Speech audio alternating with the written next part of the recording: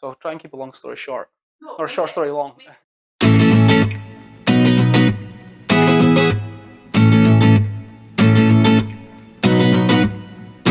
If I was to describe myself in one word, it would be calm. So I like to be like calm environment, quiet, wax melts, incense, that sort of thing.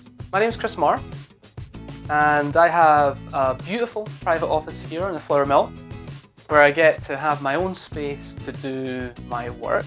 And on a normal day, I am coaching business leaders how to execute and implement the Ask You answer in their organization. And it's really about achieving excellence with digital sales and marketing through a proven methodology, which is the Ask You answer. The big difference between a traditional marketing agency and what I do is that we teach an organization how to do this themselves. So we'll help you hire the right people, we'll train them and coach them on how to do it well, and in 18 months' time, you won't actually have to hire an agency ever again. So how did this all come about, right? So this goes back to about 2013. In 2013, one of my good friends, Andy Brown, introduced me to a podcast, which was the Mad Marketing Podcast, and the host was Marcus Sheridan. Right? Marcus Sheridan had this whole concept of the Ask You answer.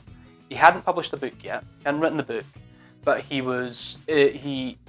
after he had his success as a pool sales guy, where he really discovered the Ask You answer through his own work, he then created his own and built his own marketing agency to help companies to do exactly what he did for his pool company.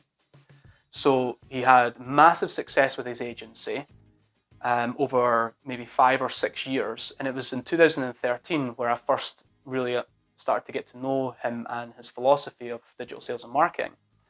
And then we got to know each other. So, to cut a long story short, I invited him to be a guest on my podcast and interviewed him, and then we got to know each other.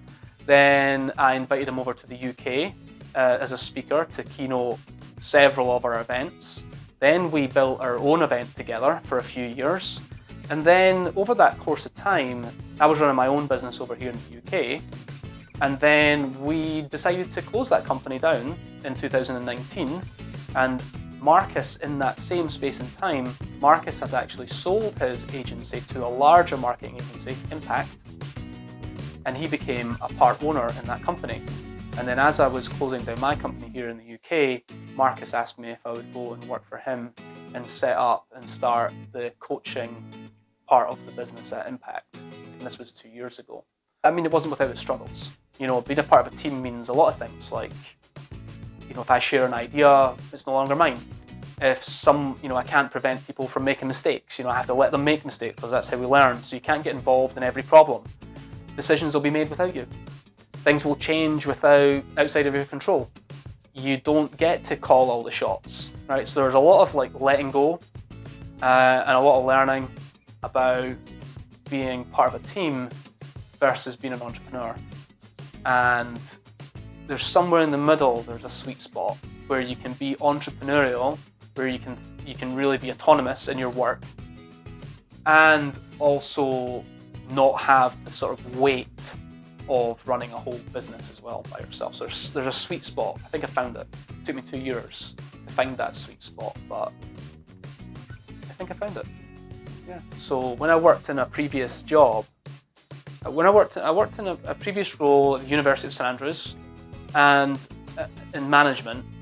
But as my role started to develop, I started to take on there was a coffee shop that I ran and other things, and then it started to really get into the marketing of it, like the menus and the branding. And I think it was quite organic, actually. That interest in marketing came in. And then I started to get into, this is just about the time where Facebook and Twitter were starting to come into their own. So we're looking at 2008, 2009, around about then. And then I started to use all of those platforms and the work I was doing, which led me to really think about what I wanted to do with my career. And I started my own company, and that was a marketing company. So it was it's all quite organic. Went to university, did my business degree, blah, blah, blah.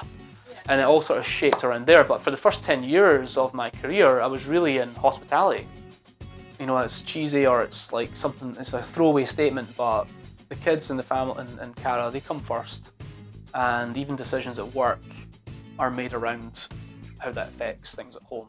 So, you know, really that front and centre is important for me. So free time is what are we doing with the family, what are we doing with the kids, are we happy at home, you know, and then from there, you know, there might be pockets of time I get to spend on myself to read a book or do some learning or do a course, you know, something like that. But yeah, trash TV's good shut down time. I would say I've got two things that we could leave this with, two pieces of advice that I think make a difference in the work that we do. The first thing is just do the right thing. Oftentimes that means that you end up worse off in the short term, but do the right thing. Do what you say you're going to do.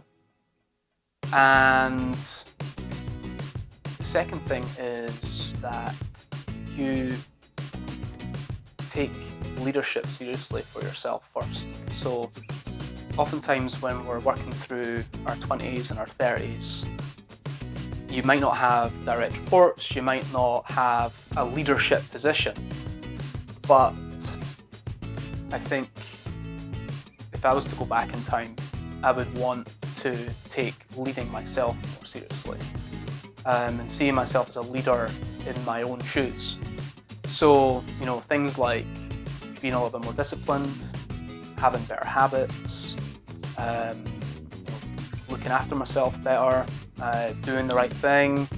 I think there's a lot to be said for, you know, taking leadership seriously, for like self-leadership.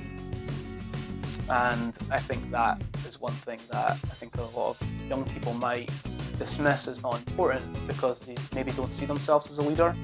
They might be like, I want to be a leader one day, or I'm sort of learning to be a leader. But I think a lot of people could just make the jump real quick and just be, I am a leader. I'm a leader of myself. And that ultimately could shape your career. It could shape the success that you have in your life, both at work and at home and your extracurricular activities. I think that's something that I would like to see more people take seriously as a commitment, is self-leadership.